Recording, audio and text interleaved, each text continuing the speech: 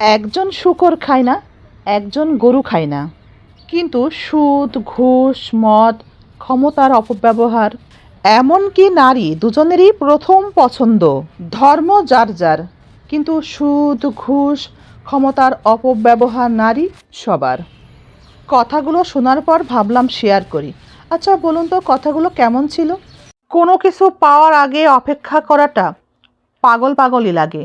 চেষ্টা করলে, পরিশ্রম করলে আর অপেক্ষা করতে থাকলে জীবনে ভালো কিছু আসে। এই যে আমিও আছি ভালো কিছুর অপেক্ষায়। আমার অভিযোগ, আমার অভিমান সব কিছু রবের কাছে। মানুষকে আর কিছু বলার নাই। জানি কি কোন দুটি সময়ে মানুষের চরিত্র, অর্থাৎ আমাদের চরিত্র সম্পর্কে আমরা বুঝতে পারি? কোন দুটি সময়ে আমাদের চরিত্রের পরিচয় পাওয়া যায়? ১ নাম্বার, যখন একজন ব্যক্তির কাছে কিচ্ছু থাকে না, শুধু থাকে ধৈর্য, আর কিচ্ছু থাকে না, একমাত্র ধৈর্যই সাথে থাকে। দ্বিতীয়, যখন আপনার কাছে সব কিছু আছে, তখন আপনার ব্যবহার। মিথ্যাবাদীর ক্ষমতা সম্পর্কে জানা আছে?